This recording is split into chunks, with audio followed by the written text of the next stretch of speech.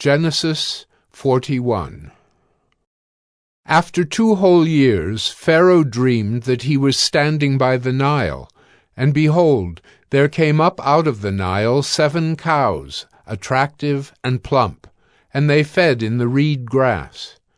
And behold, 7 other cows, ugly and thin, came up out of the Nile after them, and stood by the other cows on the bank of the Nile. And the ugly thin cows ate up the 7 attractive plump cows. And Pharaoh awoke. And he fell asleep and dreamed a second time. And behold, 7 ears of grain, plump and good, were growing on one stalk. And behold, after them sprouted 7 ears, thin, and blighted by the east wind. And the thin ears swallowed up the 7 plump, full ears. And Pharaoh awoke, and behold, it was a dream. So in the morning his spirit was troubled, and he sent and called for all the magicians of Egypt and all its wise men. Pharaoh told them his dreams, but there was none who could interpret them to Pharaoh.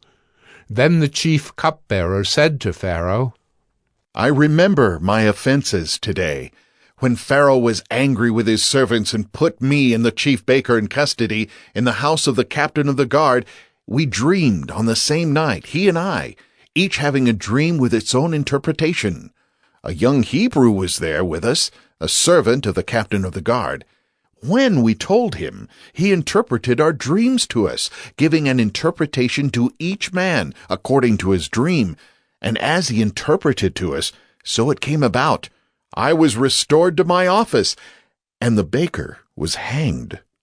Then Pharaoh sent and called Joseph, and they quickly brought him out of the pit. And when he had shaved himself and changed his clothes, he came in before Pharaoh. And Pharaoh said to Joseph, I have had a dream, and there is no one who can interpret it. I have heard it said of you that when you hear a dream, you can interpret it. Joseph answered Pharaoh, It is not in me. God will give Pharaoh a favorable answer. Then Pharaoh said to Joseph, Behold, in my dream I was standing on the banks of the Nile.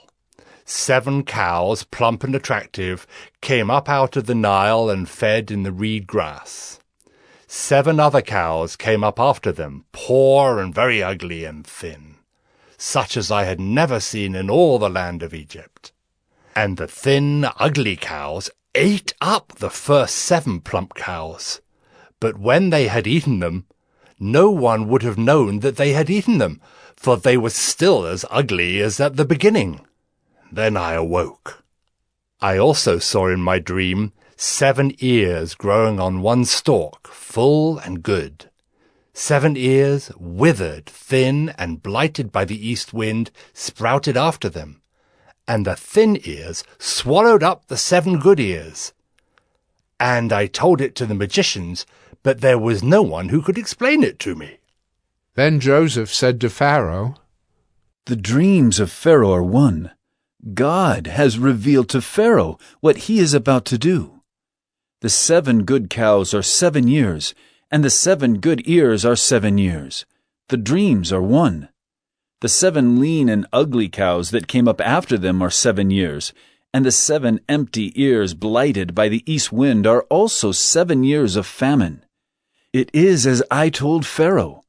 God has shown to Pharaoh what he is about to do.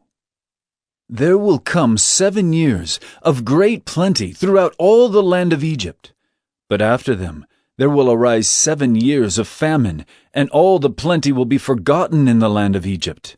The famine will consume the land, and the plenty will be unknown in the land by reason of the famine that will follow, for it will be very severe. And the doubling of Pharaoh's dream means that the thing is fixed by God, and God will shortly bring it about. Now, therefore, let Pharaoh select a discerning and wise man, and set him over the land of Egypt. Let Pharaoh proceed to appoint overseers over the land and take 1/5 of the produce of the land of Egypt during the 7 plentiful years. And let them gather all the food of these good years that are coming, and store up grain under the authority of Pharaoh for food in the cities, and let them keep it. That food shall be a reserve for the land against the 7 years of famine that are to occur in the land of Egypt, so that the land may not perish through the famine." This proposal pleased Pharaoh and all his servants, and Pharaoh said to his servants, "Can we find a man like this, in whom is the Spirit of God?" Then Pharaoh said to Joseph, "Since God has shown you all this, there is none so discerning and wise as you are. You shall be over my house, and all my people shall order themselves as you command. Only as regards the throne will I be greater than you." And Pharaoh said to Joseph, "See, I have set you over all the land of Egypt." Then Pharaoh took his signet ring from his hand, and put it on Joseph's hand, and clothed him in garments of fine linen, and put a gold chain about his neck. And he made him ride in his second chariot, and they called out before him, "Bow the knee!" Thus he set him over all the land of Egypt. Moreover, Pharaoh said to Joseph, "I am Pharaoh, and without your consent no one shall lift up hand or foot in all the land of Egypt." And Pharaoh called Joseph's name Zaphenath-Paneah, and he gave him in marriage Asenath, the daughter of Potipherah, priest of On. So Joseph went out over the land of Egypt. Joseph was 30 years old when he entered the service of Pharaoh, king of Egypt. And Joseph went out from the presence of Pharaoh, and went through all the land of Egypt. During the 7 plentiful years the earth produced abundantly, and he gathered up all the food of these 7 years, which occurred in the land of Egypt, and put the food in the cities. He put in every city the food from the fields around it. And Joseph stored up grain in great abundance, like the sand of the sea, until he ceased to measure it, for it could not be measured. Before the year of famine came, 2 sons were born to Joseph.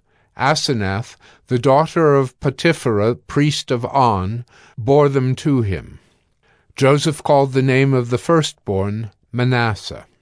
"For," he said, "God has made me forget all my hardship and all my father's house." The name of the second he called Ephraim.